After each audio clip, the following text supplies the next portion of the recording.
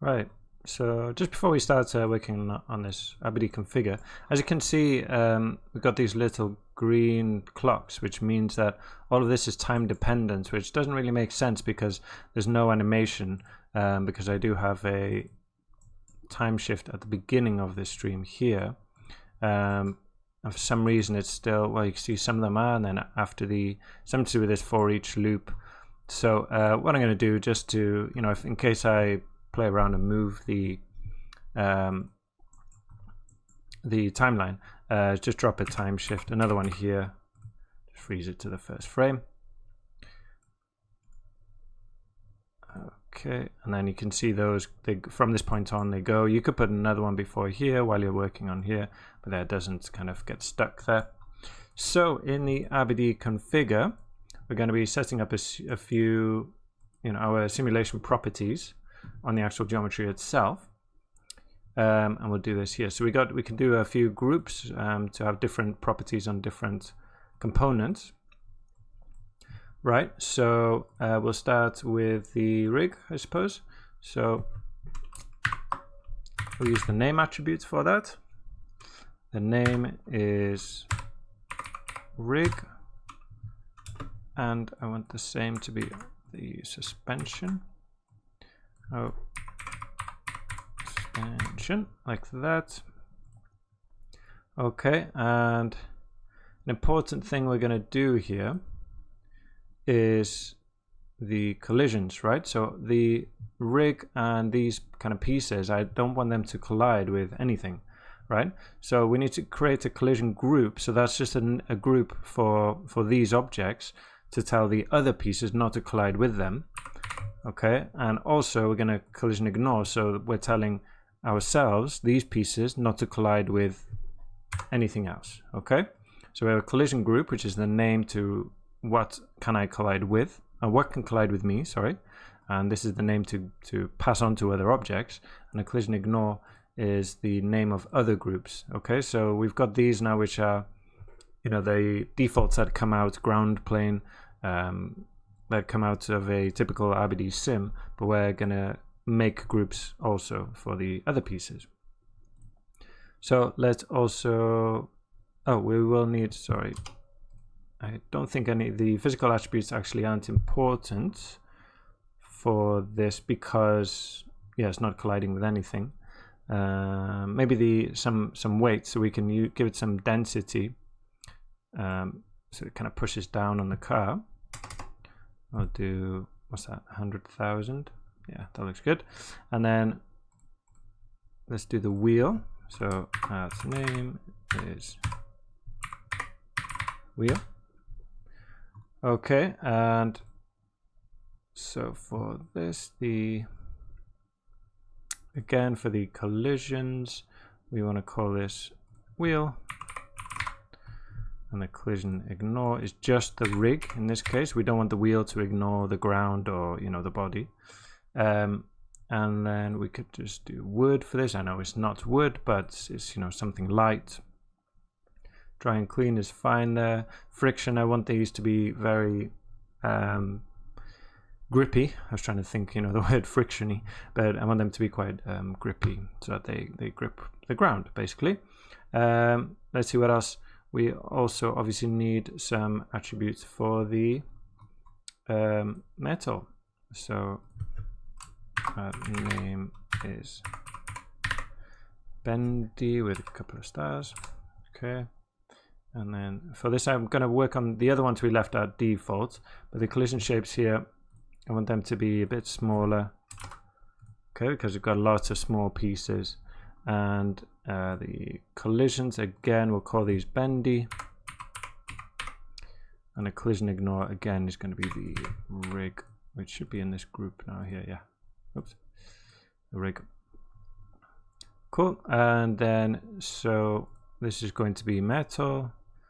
Let's do, I think a car like this could be like aluminium. Density, I'm going to push up the density higher than, you know, what it says here. It's only 2000. I want a real sense of weight. So again, I'll do this to 100,000 and give it friction as well. That should be fine for everything, if I'm not mistaken. Okay, and then we can, I'm just going to go back to the first frame, drop an ABD bullet solver. We're doing all of the sims in these solvers. Obviously, you know, you can do the same thing with a dot network and setting everything up yourself, but I just enjoy the convenience of this. You know, if there's anything I can't do in here, then obviously we'd move on to here, but we can achieve the results that we're looking for with this, so why not use it? You know, it's really, really handy. So grab the bullet solver. The first frame is going to be frame 77, which is our, you know, the beginning of our simulation. And then let's yeah, I'll build the collider now. So we've got a tube, which will be the actual pole, you know, the kind of lamppost or whatever it is, and we're going to make that a polygon. It's going to be in the y-axis. That's fine. We'll give it end caps and vertex normals, and let's move it into -10, -4.8 there. The radius, I want it to be a bit smaller, 0.05. Oops. 0.05. Gonna hide. The height doesn't matter too much, you know, it's passing through the floor, but that doesn't matter. We're not going to be you know, it's not going to affect us in any way. Give it a bit more dense subdivision. There we go. Let me just drop a null for this. Out. Call for the collider. Now what I'm also going to do is just behind the pole is just put a box there that I'm going to animate as kind of like a, if you've seen, you know, like behind the scenes in when in practical effects in films where they have a ramp or a pole or some kind of explosion to push a car up to make the crash more dramatic. I'm going to kind of do a version of that myself by literally moving a box up and down. Okay, so let's just like I did before, we're going to do, yeah, polygon. Let's see, I'm going to put it in this position. -8.5. This position will animate in a moment. Well, the starting position, sorry, the first frame will be 0.6. And what do we have here? -5.5. And then we're going to rotate it a little bit. Okay, the box, let's see it. Let me just do it like that. Maybe we can visualize it there. Okay. I'm gonna do, I don't want this to be, I don't want the box to be part of the collider for later, you know, I don't want it to be rendered or anything like that. And this will go into the collision geometry. Cool, and then I'm going to animate this. So on the first frame will be the first frame of our simulation, which is 77. There we go. And I'm going to set a keyframe on the position in Y. Okay. And then over 2 frames, it goes up to 0.4. So it just raises up a little bit. You can see it's not a lot, just enough to kind of shove the car up a bit. Okay, set another keyframe there, and then another 2 frames. It goes back down to -0.5 on the ground, wherever it was before, just out of the way. Okay, so it's literally just a little bump, a little kick to push it up. You can see it's just kind of connecting with the frame there.